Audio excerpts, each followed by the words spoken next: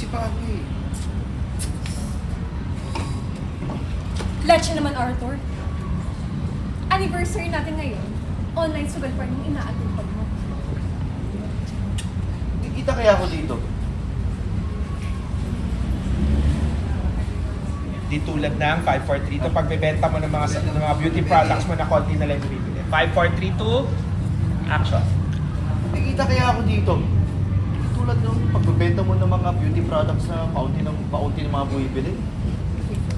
Ikaw pa talaga papahamak sa negosyo. Meron pa siya, peke. Ay, sorry. 5, 4, 3, 2, puro peke. Action. Kikita ako dito ha. Tulad ng negosyo mo ng pagbenta ng mga beauty products na paunti ng bumibili. Peke pa. Hoy, ikaw pa talaga magpapahamak sa negosyo ko?